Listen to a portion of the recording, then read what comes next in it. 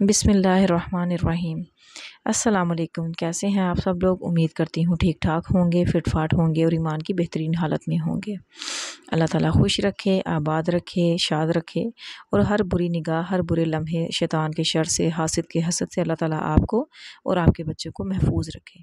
इसी दुआ के साथ आगाज़ करते हैं अपनी आज की रेसिपी का। तो जनाब, आज हम बनाने लगे हैं बड़े ही मज़ेदार और स्पाइसी, ज़ायकेदार कच्चे कीमे के कबाब। तो जनाब, ये कबाब बनाने के लिए हमें जो इंग्रेडिएंट्स चाहिए वो कुछ इस तरह से हैं। यहाँ 1 किलो के करीब मेरे पास कीमा था और ये है मटन। मटन था मेरे पास, उसका हम लोगों ने कीमा करवाया। तो इसको मज़ीद जो है ना, वो मैंने अब चॉपर जो घर में चॉपर इस्तेमाल करते हैं, उस चॉपर के अंदर मैंने मज़ीद 1 से 2 दफ़ा चक्कर दिलवाया था, तो ये मज़ीद बारीक हो गया। तो जो स्पाइसेस यहाँ पर इस्तेमाल होंगे वो है, हल्दी है 1 टीस्पून भर के, एक नमक है 1 टीस्पून भर के, सफ़ेद ज़ीरा है 1 टेबल स्पून और इसके अलावा धनिया पाउडर है, गरम मसाला पाउडर है 1 टेबल स्पून भर के, चिली फ्लेक्स है 1 टीस्पून भर के और लाल मिर्च है। इसके अलावा यहाँ पर लहसुन अदरक का पेस्ट है 2 बड़े खाने के चम्मच और 2 दरमियाने साइज़ की जो प्याज थी उसको मैंने चॉपर में डाल के उसे भी चॉप कर लिया था। तो ये तमाम इंग्रेडिएंट्स जो हैं वो इसके अंदर शामिल करेंगे हम लोग और शामिल करने के बाद हम लोग इसको फिर मज़ीद जो है वो अपने शेप में दे देंगे कि हमने अपने जो कबाब की शक्ल किस तरह की बनानी है। तो जनाब, यहाँ पर सारे मसाला जात जो है वो मिक्स हो चुके हैं, तमाम स्पाइसेस हमने मिक्स कर लिए हैं। अब अपनी मर्ज़ी है, आप छोटे साइज़ के कबाब बनाना चाहते हैं, बड़े साइज़ के बनाना चाहते हैं, वो आपकी अपनी मर्ज़ी है। यहाँ पर जो है वो मैंने मीडियम साइज़ के कबाब रखे थे, ना बहुत मोटे ना बहुत बड़े और बहुत छोटे भी नहीं। तो दरमियाने साइज़ के यहाँ पर कबाब थे और इनके मैंने जो है वो ये साइज़ रखा है और दूसरी साइड पे मैंने जो है वो प्री हीट होने के लिए जो है वो घी जो है पैन के अंदर डाल के चूल्हे के ऊपर रख दिया था, ताकि जो है वो हल्के हल्का गर्म हो जाए और बहुत ज़्यादा गर्म नहीं करना, क्योंकि बहुत ज़्यादा गर्म करेंगे तो ये डालते के साथ ही ये जलना शुरू हो जाएंगे। यहाँ पर एक एक करके मैंने कबाब सारे अंदर रखे थे।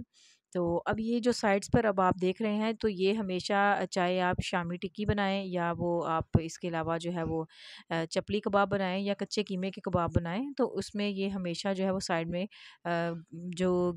आपका गोश्त है वो पानी छोड़ेगा या मिक्सर इस तरह का छोड़ता है कि आपके घी का कलर चेंज हो जाता है। और कुछ अंदर जो हम लोगों ने अपने स्पाइसेस इस्तेमाल किए होते हैं, जैसे कोई मिर्च हो गई या इसके अलावा कोई प्याज का पीस हो गया, वो निकल के भी अक्सर जो है वो इसमें जल जाता है। तो इसमें कोई ऐसे मसले वाली बात नहीं है। आपने इनको डालने के बाद कम से कम 1 से डेढ़ से 2 मिनट तक आपने इनको पोजीशन चेंज नहीं करनी। और दूसरी बात ये कि इसमें एक बात मैं आपको बताती चलूँ कि फ्लेम को आपने मीडियम रखना है और मीडियम टू लो फ्लेम इसमें इस्तेमाल होगी। आपने हाई फ्लेम पे इसको नहीं बनाना, क्योंकि आपको पता है कि हाई फ्लेम पे चीज़ें जब बनाई जाती हैं तो उसमें होता ये है कि चीज़ें ज़ाहिरी तौर पे तो पक जाती हैं, लेकिन अंदर उनका जो है वो कच्चापन रह जाता है। तो यहाँ पर आप देख रहे हैं कि मेरी मीडियम टू लो फ्लेम है, मीडियम से थोड़ी सी कुछ कम। तो वो मैंने फ्लेम रखी थी ताकि कीमा जो है वो अच्छे से अंदर तक पक जाए, अंदर तक जो इसका पानी है वो खुश्क हो जाए और ताकि इसका असल जायका जो है वो जब भी निकलेगा जब ये अंदर तक पक जाएंगे।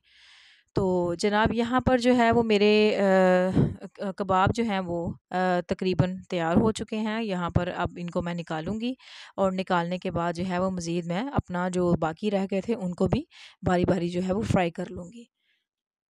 फ्राई करते हुए ये कोई बहुत मुश्किल प्रोसीजर नहीं है। ये तो आपको मालूम होगा कि हम लोग दोनों साइड्स पे जो है वो बराबर मतलब टाइम देते हैं पकने का, ताकि दोनों साइड्स जो है वो अच्छी तरह पक जाएं और कोई भी जगह, कोई भी साइड जो है वो कच्ची ना रहे। और यकीन करें, ये कबाब ऐसे हैं जो कि जब भी बंदा घर में बनाता है तो आपको ना बड़ी ईद की याद आ जाती है। मुझे बड़ी ईद इसलिए भी पसंद है क्योंकि बड़ी ईद पे जो है वो गोश्त की डिशेस बड़ी आपको वैरायटी मिल जाती है बनाने की। और पर्सनली मुझे ये कबाब जो है कच्चे कीमे के कबाब, ये मुझे बेहद पसंद है। और बच्चे भी बड़े शौक़ से कीमा वगैरह, वैसे गोश्त तो नहीं खाते ईद पे भी, लेकिन इस फॉर्म में अगर आप उन्हें बीफ या मटन खिलाना चाहें तो वो इस फॉर्म में खा भी लेते हैं और इतराज़ भी नहीं करते बच्चे, वरना अमूमी तौर पे जो है वो इस तरह गोश्त खाने में नखरा जो है वो दिखाते हैं।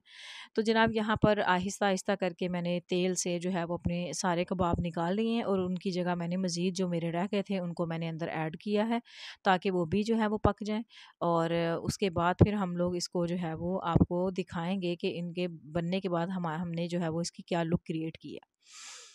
तो आप अगर आपने अभी तक मेरे चैनल को सब्सक्राइब नहीं किया तो यहाँ पर मैं आपसे रिक्वेस्ट करूँगी मेरे चैनल को लाज़मी सब्सक्राइब कर दीजिए। तो जनाब यहाँ पे अल्हम्दुलिल्लाह अल्हम्दुलिल्लाह ये बहुत ज़्यादा जो आपको मैं इसकी शक्ल दिखाऊँ, ये ऊपर से हल्के-हल्के ब्राउन थे और अंदर से अच्छी तरह पक गए थे। यानी इनके पकने की निशानी ये होती है कि आप इसको प्रेस करेंगे तो अंदर से पानी नहीं निकलेगा।